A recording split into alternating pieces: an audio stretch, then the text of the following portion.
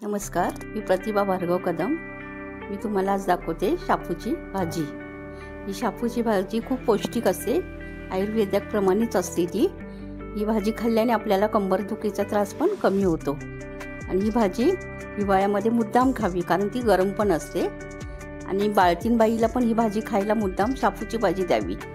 खूप पौष्टिक असते ती आणि त्याला थोडा वास येतो, पण ही उकडली भाजी की त्याचा वास निघून जातो आणि चवीला सुद्धा ही खूप छान लागते भाजी।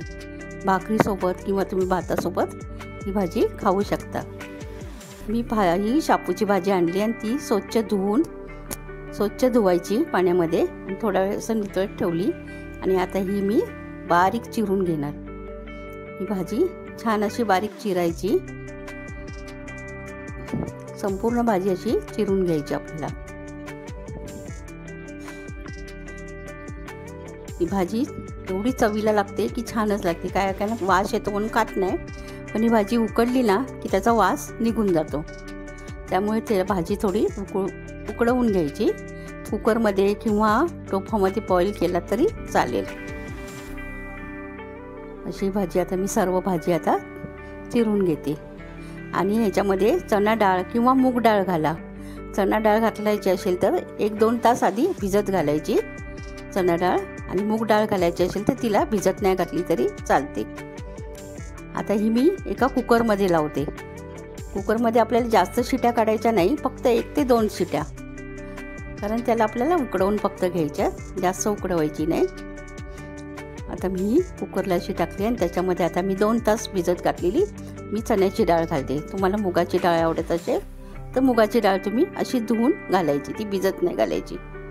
मी अर्धा ग्लास पाणी घालते त्याच्यामध्ये आणि थोडं वरून तेल घालायचं। चणा डाळ फार जास्त शिजवायची नाही, चणा डाळ दाताखाली पण आली पाहिजे, मग तिचे छान लागते। आता मी गॅसवर कुकर ठेवते आणि आपण त्याला आता 1 ते 2 शिट्या करून घ्यायच्या। झाल्या आमच्या 2 शिट्या झाल्या। आता मी गॅस बंद करते। आता आपण कुकर थंड व्हायला ठेवायचा आणि आपण कांदा घ्यायचा। ह्याला थोडा कांदा जास्त लागतो, मोठे कांदे असतील तर तुम्ही 2 घ्या आणि छोटे असतील तर 4 घ्या। आणि हा कांदा आता आपण बारीक चिरून, जेवढा कांदा जास्त घालाल ना तेवढी भाजी छान लागते। आणि आता मी इकडे ग्रिलमध्ये पण बघा अळूवडीची पानं लावली आहेत, अळूवड्या लावले, पानं मस्त आलेत माझ्या कुंडीमध्ये। 8 ते 9 पानं आलेत आणि ही थोडी आता मोठी झाली ना की मी त्याच्या अळूवड्या कशा बनवायच्या त्या मी पुन्हा तुम्हाला एकदा दाखवेल। बघा किती छान दिसतात ना अळूवडीची पानं, कुंडीमध्ये लावलेत मी। आणि आता इकडे मी कांदा चिरून घेते। मी छोटे 4 कांदे घेतलेत, मोठे असेल तर तुम्ही 2 घ्या। इकडे कुकर थंड झाला आणि ही भाजी साफ पिळून घ्यायची, यातलं पाणी साफ काढून घ्यायचं, अशी पूर्ण पिळून घ्यायची। ही भाजी मी आता पिळून घेतली। डाळ पण बघा जास्त शिजवायची नाही, दाताखाली आली पाहिजे डाळ, तर ती भाजी छान लागते। आणि तुम्ही एकदा चण्याची डाळ टाकून पण करा, बघा किती छान लागते। मुगाची डाळ काय लोक करतात, ती मिरचीमध्ये सुद्धा ही भाजी छान लागते, पण मी मसाला टाकून करते आज। ही मसाल्यात भाजी केली ना की त्याचा उग्र वास वगैरे काहीच येत नाही, खूप छान लागते ही भाजी। औषधी भाजी आहे, कमरेसाठी, कंबर दुखत असेल तर भाजी मुद्दाम खावी। याच्यामध्ये मी काळं वाटण घातले कांदा खोबऱ्याचं आणि अर्धा चमचा हळद घातली, 1 चमचा आपला मालवणी मसाला टाकला, लाल तिखट, आणि इकडे आपल्याला 2 ते 3 चमचे तेल घालायचे। तेल थोडं 1 चमचा जास्त घाला। आणि आता ह्याला मी लसूण 3 ते 4 पाकळ्या लसणीच्या घेतल्या, त्या टाकल्या मी तेलामध्ये। आणि आपण मोठे चिरलेले 2 कांदे ते तेलामध्ये घातले आणि हे कांदा चांगला लालसर होईपर्यंत भाजायचा आहे। हा कांदा आता आपण छान भाजून घ्यायचा, असं छान परतून घ्यायचा कांदा तेलामध्ये। कांदा चांगला गुलाबी होईपर्यंत भाजला पाहिजे।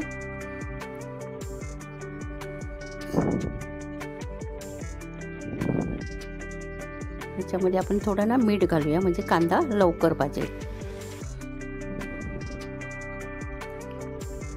थोडा अर्धा चमचा मी मीठ टाकते म्हणजे कांदा कसा लवकर भाजला जाईल आणि छान तो मऊस होतो. आणि इकडे मी हा मसाला सगळा टाकला आहे. त्याच्यामध्ये एक आपल्याला चवीनुसार याच्यामध्ये आता मीठ घालायचं आणि मसाला आहे तो पूर्ण भाजीला चोळून घ्यायचा.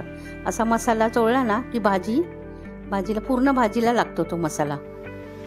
म्हणून तो मसाला असा मिक्स करून घ्यायचा सगळा, म्हणजे पूर्ण भाजीला पण तो छान लागतो. असा संपूर्ण लावून घ्यायचा मसाला.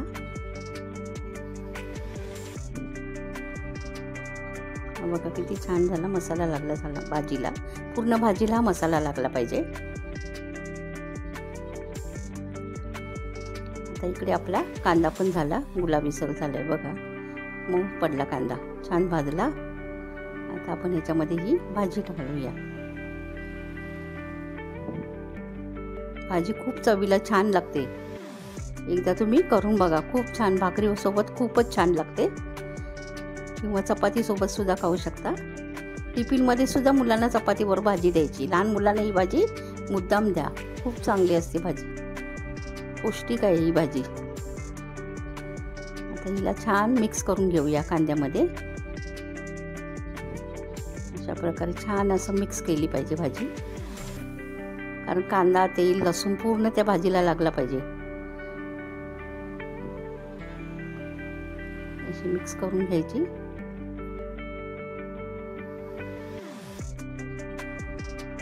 आता आपण याच्यावरती एक 5 मिनटं झाकण मारून घ्यायचं आहे, कारण भाजी मग वाफेवरती जरा आणखी मसाला वगैरे त्याला छान लागतो.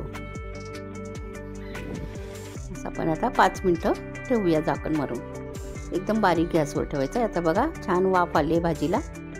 आता पुन्हा ही भाजी चांगली मिक्स करून घ्यायची.